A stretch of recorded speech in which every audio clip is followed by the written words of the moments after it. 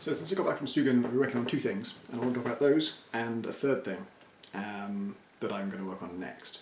And the two things are, firstly, the inventory screen, which is a really specific term that is increasingly becoming outdated, because this was an idea where I made it at Stugan, and you press, instead of having to fiddle around number keys or pressing the next weapon key to get to the right weapon, you hit tab, and then we pause the game and we show a list of your inventory, and you select what you want to slot into your, we have a primary slot and a secondary slot, and that's left and right mouse. So you just look at your inventory and you left click on something to assign it to left mouse, right click on something to assign it to right mouse. And I really like that.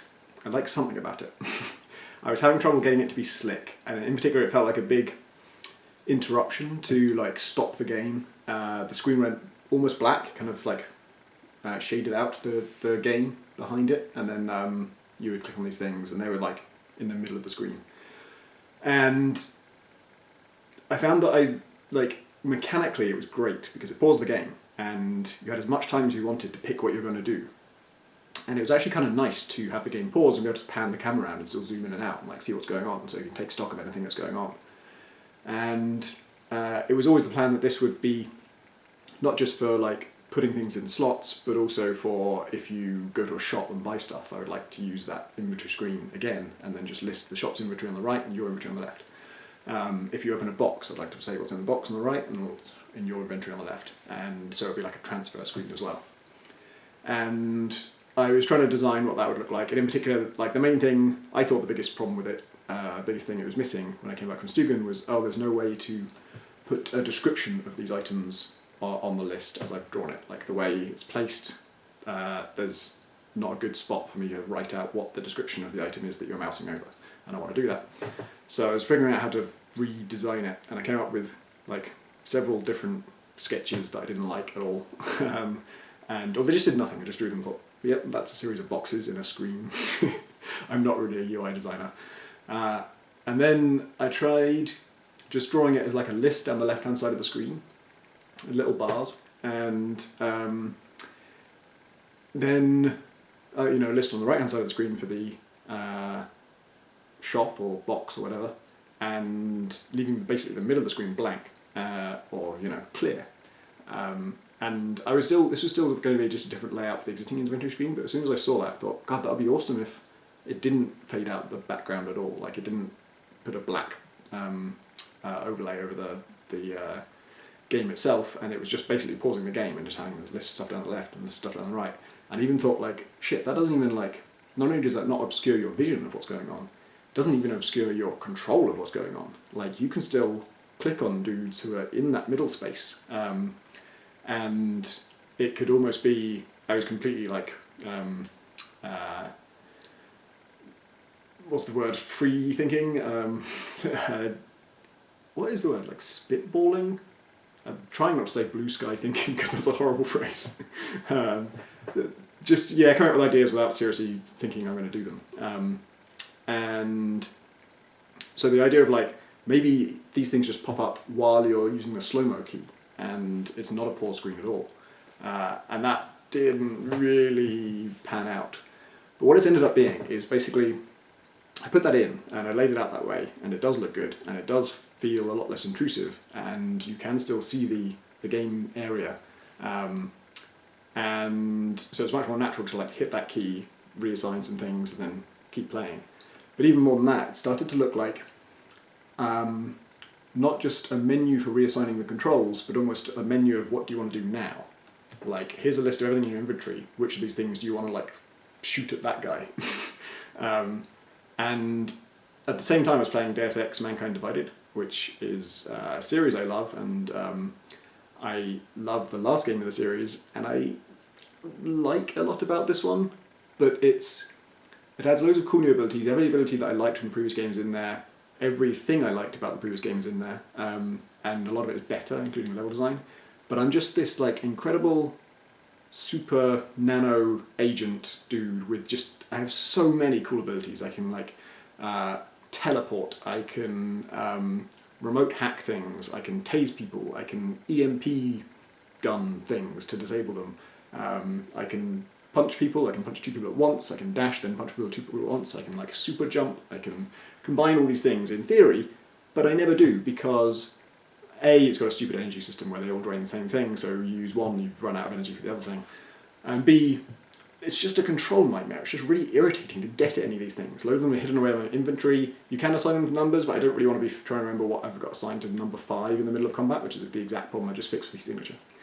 And when I was playing that game, the thing I wanted was just forget having this 4 buttons for hotkeyed orgs and then a current org button and then next org and previous org buttons and then a melee button and then next weapon and previous weapon buttons and then number keys for weapons and then an attack button and a cover button and all this stuff.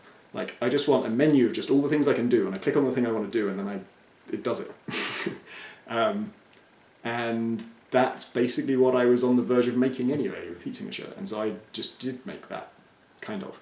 It's still, I don't want to go too far with it because I don't want to actually, this is now an experiment. It started out as a tweak to the way you choose your inventory things. That tweak was not completely slick and intuitive to use, so I've tried to make it more so, and in doing so I've kind of arrived at something that's different. And I don't want to do anything too different because the phase I'm in with Heat Signature now is I don't want to be experimenting at this point. I will have to do some experimenting, but the reason it's taken so fucking long is that everything is an experiment with it. It's not the most original game in the world, but it's just not quite like anything else. There isn't just a game where I can just copy how they did it.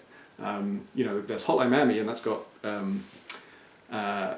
top-down combat with guns and ambushing and stuff, and I could copy certain things from that.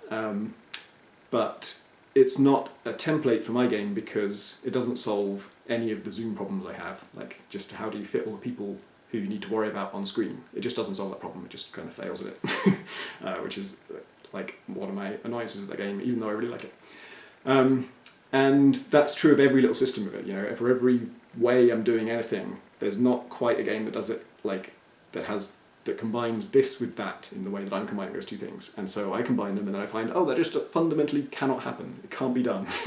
Not for technical reasons, but for design reasons. There is no system where players find this intuitive and this intuitive. And so it's taken a really fucking long time to either figure out a solution to the impossible problems or avoid the impossible problems and redesign around them. And so the inventory screen is dangerously close to an experiment, and it kind of is an experiment, and we will see how testers find it.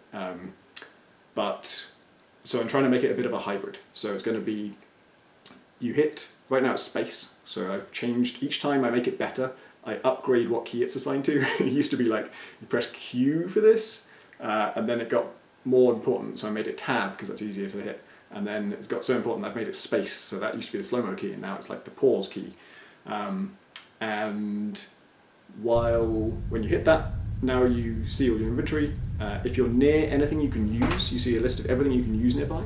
So if you've ever had that problem, if you ever played Heat Signature, it's quite common to beat up a dude and he drops all his stuff, and he's lying next to another dude who also dropped all his stuff, and your objective is to pick up that guy, but you don't want to pick up the gun or the wrench, or you don't want to use this button that's next to them, and you don't want to sit in the seat that's nearby. And so right now you have to, previously you have to shuffle around until you're closest to the body and not close enough to the wrench, and then hit E. Now you just pause and we get a list of all the things you can do nearby on the right hand side, and you click on the one you want to do. And so it's kind of like option screen. It's kind of like an emergency planning screen. I think a planning screen is quite a good way to think of it. You don't get to plan far ahead. It's not planning multiple steps. You're just planning your next move, but you get as long as you like to think about it, and you can be completely precise about what it is you want to do. So you can say, I want to pick up that, not that. Or you can say, I want to choose this weapon and hit that guy with it. So what I did today was to make the merge the normal attacking controls with the pause screen, so that if you are clicking on the button on the pause screen to assign something to a slot or to pick something up or to interact with something, then we do that. But if you're not clicking on any button, then not only do we get you out of that pause screen and resume the game, but whatever that click would have done in the game happens. So if you click to shoot someone, you actually shoot the person and we resume the game, which is great. I need to play that to actually figure out whether it feels right. But that gets this much closer to a planning screen rather than an inventory button assignment thing. So that's the first thing. The second thing that I did that I thought was going to be a much bigger job, like on my to-do list, it was finish inventory screen, which is a small job, and then do the personal goal system, which is a huge whole meta structure to your life that I thought was going to be a massive job, and I finished it in 2 days. I didn't finish it. I finished what I was setting out to do, which was a prototype of it, like the first rough draft of just like what's the most basic version of this I can build just to see if it works. Again, an experiment, and I would like to stop experimenting, so I'm very eager to get all these last systems just roughed out, just in there in some form, so I can just say, yeah, it works, or no, I'm fucked. So that rough version is that each character you play has what I'm calling a white whale, which is this. They have a personal goal, and the personal goal will be to like rescue someone close to them, maybe kill someone to get revenge on them, steal something because they're in terrible debt, or it's something particularly important to them. One of the ones I want to do is like hijack a shipment of medicine because loads of people at your station are sick.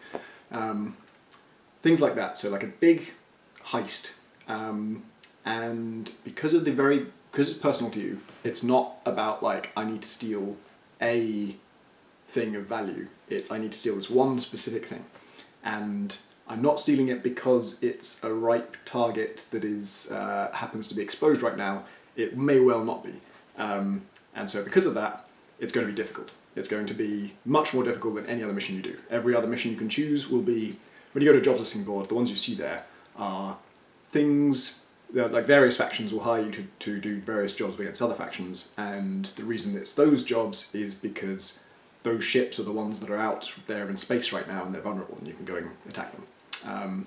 But if you're trying to rescue your brother, there is no guarantee that he's aboard some ship out there that's currently moving. In fact, if he's been arrested, then they're not going to move prisoners for no reason.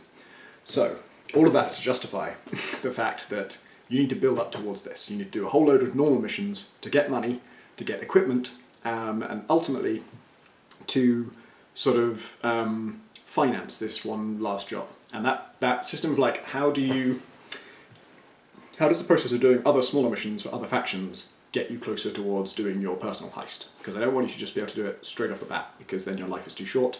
And even if it's super, super difficult, I can't really ensure that your life is going to take more than 5 minutes if I let you do that job right off the bat. There will just be some people who are good enough and clever enough, or the random generation will be favourable enough to them that they will find a way to do it without first getting a load of money and equipment and stuff.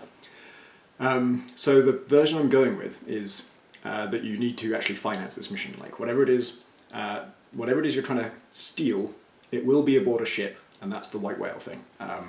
So everyone has a white whale that is the ship aboard which your thing will be transported if it is ever moved. And the reason it's difficult is that the reason you have to work towards it, the reason it costs money, is that it's not going to be moved unless you actually somehow engineer that to happen.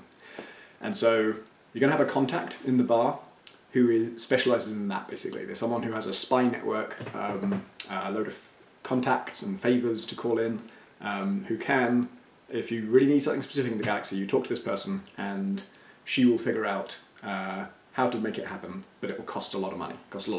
Like a really good gun in heat signature right now costs about 2,500. This is going to cost like 14,000. That's the figure I've got in there at the moment that I'm experimenting with. So you're going to have to do a lot of missions to kind of save up the money for the intel to finance your mission, to pay this person to orchestrate your mission to be even possible. And then when it does happen, there will be this white whale that is the ship that is your ultimate goal to infiltrate and to steal from, or maybe steal the whole ship. And it will be the biggest possible size that I can make a ship. There's an upper limit to that, but it will be the biggest. And it will have the most guards and defences and all this stuff. I'm also going to possibly tweak the random generator so that a lot of rules that I put in there to ensure that a ship can be completed, I'll just take those rules out and just say like, it's okay just to have no keycard for this door, or it's okay just to have a turret that just faces the airlock that you come in through and it never turns away and there's no possible like free way to get past it. Because heat signature is full of exceptions and gadgets and workarounds and ways to bypass impossible challenges. And I don't want you to be having to do that on every ship because it would be a pain in the ass. You keep burning through all your supplies. But for your white whale, for this big one, like last heist, I think it's fine if it just is a bastard, if it just screws you over. So, one thing I wanted to test was like, how do you work towards it? The answer is money. I thought I wasn't going to do that because I thought that it would suck to have to sort of refrain from buying things in order to save up for your personal goal. But actually the way the economy works out in practice is that like even the best stuff you can buy is cheap enough that it pales in comparison to the amount of money you need to save. So it's like to spend 1,000 on a gun that you like when you're trying to save up 15,000 is not a big deal at all, particularly if that gun lets you do missions faster and lets you take on more dangerous missions that pay better. It'll end up being faster to get to your goal anyway. So that actually works, I think. And so that is like, it's a draft of the personal goal system, and like with so many things, this wasn't meant to be how it's going to end up, but I just did the most basic possible version of it, and I actually did something a bit different to this, where you had to go around, you would randomly find intel aboard ships, and that would be what kind of led you to being able to do the final mission, and that wasn't fun. So I tried the money thing, and that does seem to work, that does seem to be good.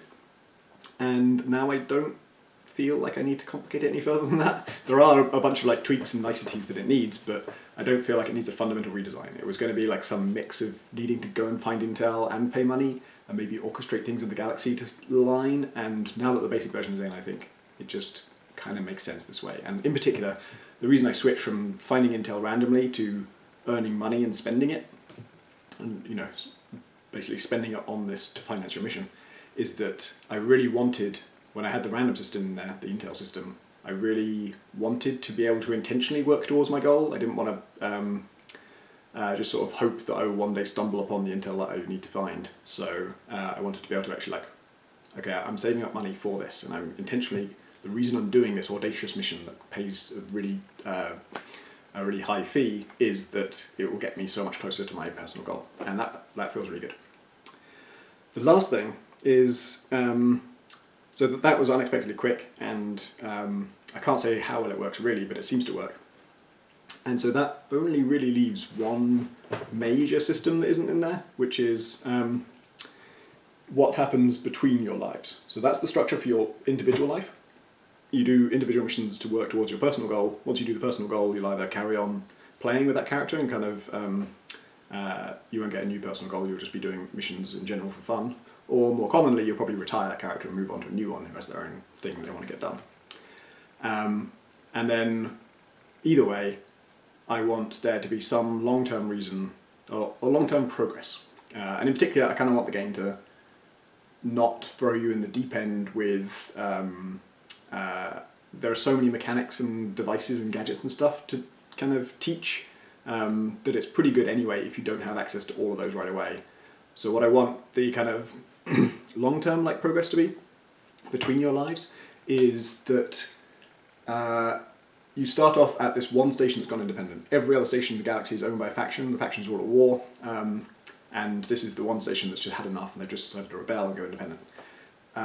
Once you've done a certain number of missions, or by some other metric, we will trigger some kind of like revolution or some event that causes several other stations nearby to also want to go independent. Like they've seen that it worked out for you guys, they're also sick of the war, and they are now like rioting or trying to throw off their military owners and become just a bunch of citizens. And you will be able to choose not to help those people, but to actually be one of those people. And so like I say, there's 3 stations nearby that all are rioting, and this one is a glitches station, this one is a sovereign station, and this one's an off-world station. And if you choose to be the guy who is from the off-world station and pursue his goal of liberating that station, then when you do, you will get access. Once that station is liberated, you can start there and you can play as characters who live there.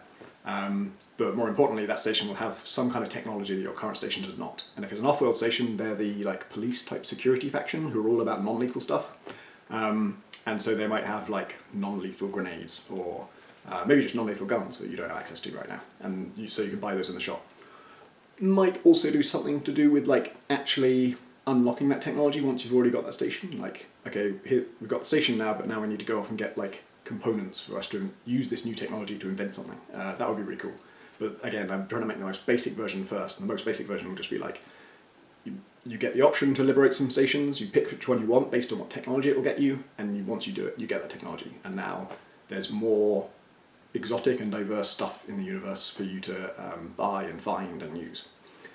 And that, like I say, that's possibly not the final version of that system, but once that's in there, then I feel like every major system will be present in some form.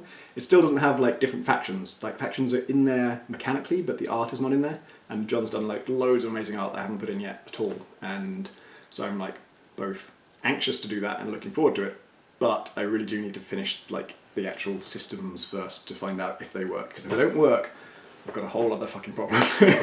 And that's going to be more experimentation, there's going to be more rethinking, and I don't want that to happen. But I'll deal with it if it does. But so far, like the personal goal system is really encouraging. The inventory thing is feeling really good. And so I'm feeling for the first time, like, well, I wish I could say it's the first time I felt like I'm close to finishing. But I feel like this version of the game that I'm currently working on, now that feels like it's doable. I feel like I can see the road to finishing it. And at the core of it is constantly surprising me and making me laugh. Like every time I test one of these things now, I have, like every single life basically, every time I play as a character and do a bunch of missions with them, I will have at least one like laugh out loud moment or something I've never seen before, or just a ridiculous situation. So that makes me feel really good about it. And then once that core is there, all I need to know is, can I build the frame around it? Can I build the structure that gives context to those moments? And I feel like I've been doing that for a long time now. And so it's really nice to actually be at the stage where I feel like maybe I can.